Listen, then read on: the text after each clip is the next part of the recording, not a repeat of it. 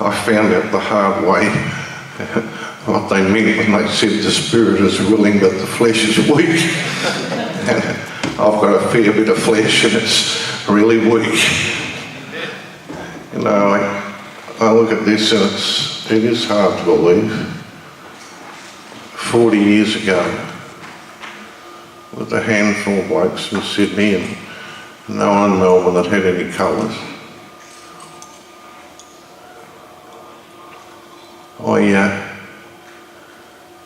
I was invited by someone to go down to hear a preacher in Williamstown. And I said, why should I? And they said, this bloke that preaches, he wears biker gear. And I said, well, he can't be too bad a bloke then. And I went down and I listened to this guy preaching. It was my mate over there. And God spoke to me. And he said, I want you to join this. This is where I want you. And I went up to Smithy afterwards and I said, look, I'm going to join you. He said, what do you do for a living? I said, I'm an ambulance officer. He said, oh good, we could use someone like you.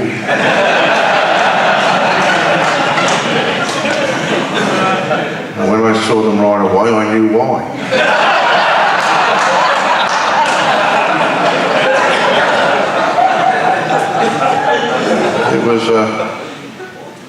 It was a pioneering time. There was a little organisation and we did things because we believed God wanted us to do them. And we had to cope with people who didn't know too much about motorbikes. Like the guy who put oil on his front disc brakes to stop the squeak.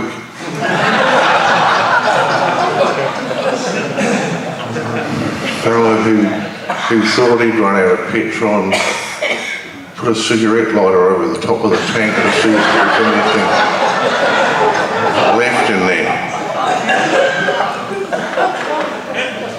Or the guy that pulled down his bike completely to find out why it had stopped running, only to find that there was no petrol.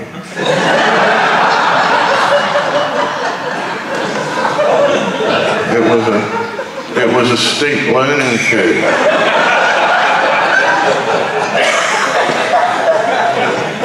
In those days, we didn't have the magic motorcycles that could ride across America on a peanut tank holding 9 litres without refuelling.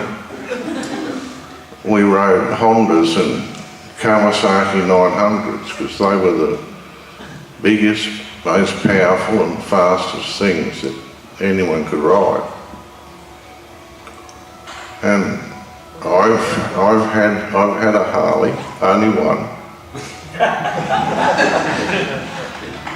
And I think that Harley is the greatest living symbol of the triumph of advertising over common sense.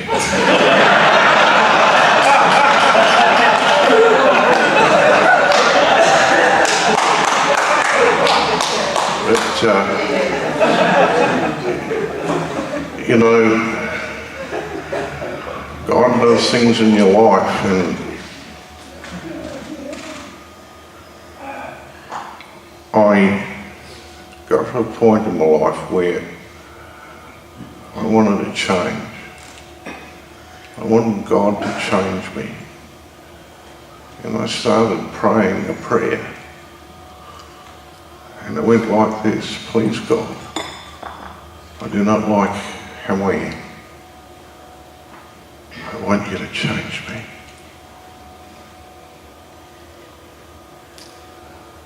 In a very short space of time, I lost my job, I lost my house, I lost my marriage, I lost my church, and I lost my club. And God said to me, do you still want to change? And I said, yes, I do. And I was hanging over a cliff with my fingers round one small branch in the dark. And he said, do you still want to change? And I said, yes. I don't care if it kills me. He said, let go of the branch.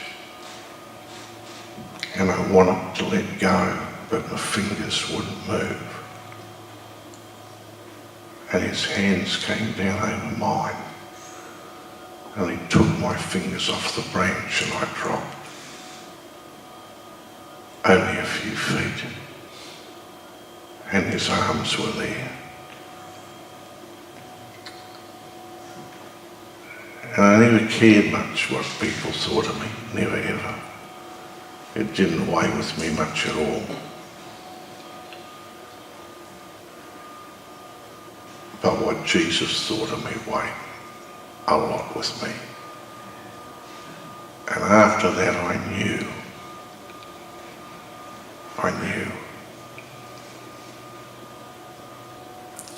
And God's been very gracious to me. And even though it's hard for me physically now, I can't ride a bike anymore and I miss it a lot. I'm still blessed.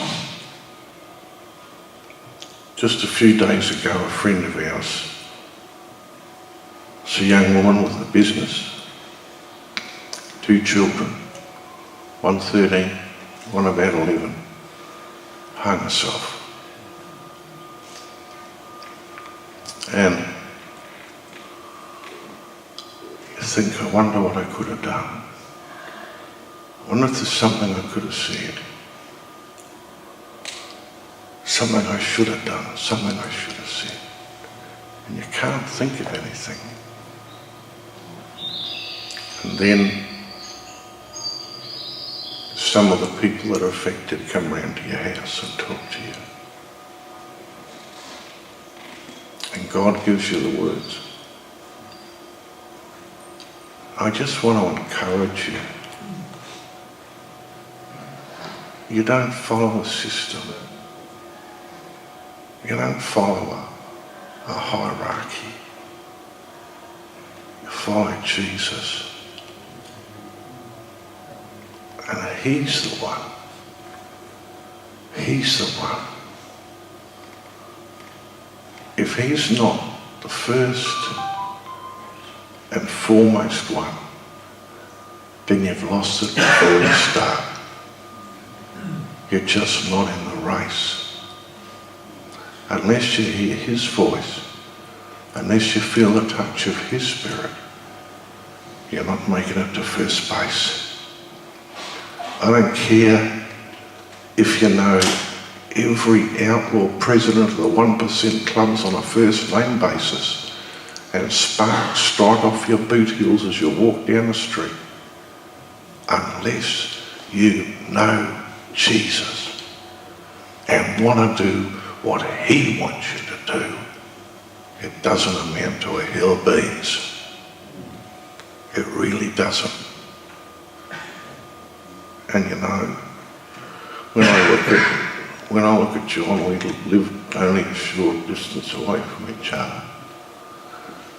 And we've been together, slept on bare floors and sometimes even without the floor, just the bare.